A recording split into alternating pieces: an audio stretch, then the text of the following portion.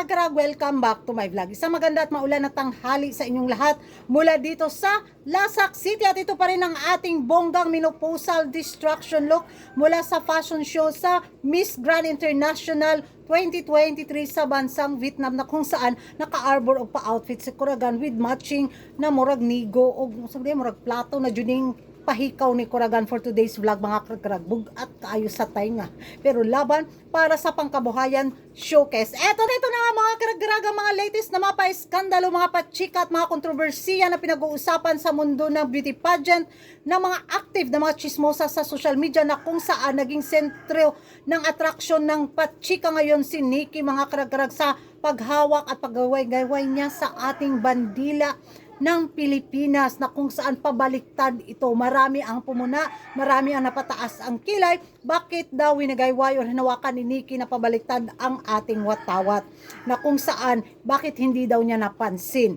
at bakit hindi niya inayos.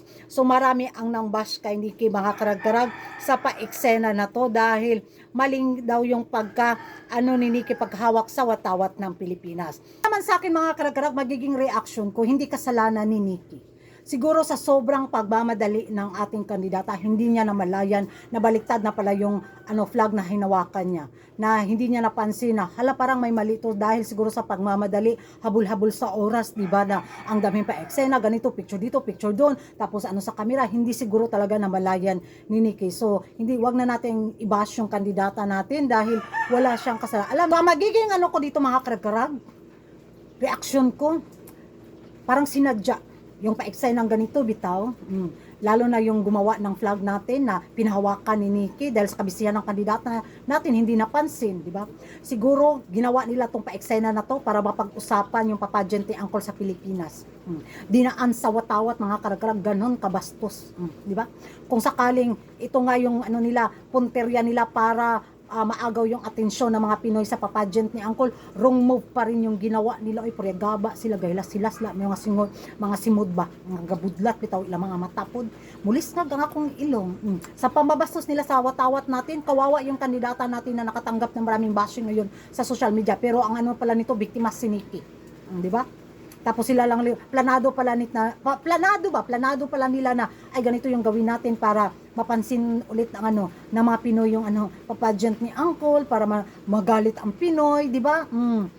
Grabe sila game plan kay mga karag-karag, hindi pumasa. Hindi talaga pumasa dahil hindi na nila muling makuha yung simpatiya ng mga Pinoy na dating siglang-sigla sa Miss Grand International na sinayang ni Angkol, di ba? Ngayon, yung penterya nila, bastusin yung watawat natin, gipang piste, inatay good sila. Di ba? Kawawa si Nikki, naawa ko kay Nikki na sobrang bash yung natanggap niya sa social media sa araw na to dahil sa maling paghawak sa flag. Sabi nga nila, hindi daw napansin ni Nikki. Kawawa yung kandidata natin, oy. Pero ang pala nito, punot dulo, yun, yung mastermind, planado, oy, sinadya talaga, mga karag-karag, para kunin yung atensyon ng mga Pinoy, para mapag-usapan sa social media.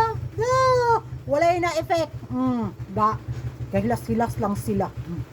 Karag-karag, ano yung magiging reaction ninyo na mali nga daw yung pagkahawak ni Nikki sa watawat natin na inilaban niya ngayon sa Miss Grand International 2023 sa Vietnam? Sino nga ba ang may mali? Mag-ingay tayo sa comment section, at kung bago ka pa lang sa channel ko at kung mahilig ka sa pag-good vibes, mga reaction sa mundo ng beauty pageant, mga stressful na kontrobersiya at mga pa-iskandalo, don't forget to like and subscribe my channel, Kuragan Karag, ang mga babaeng lagi nagkarag-karag. Don't skip ads para sa pangkabuhayan showcase ni Kuragan. See you in my next vlog. Bye-bye.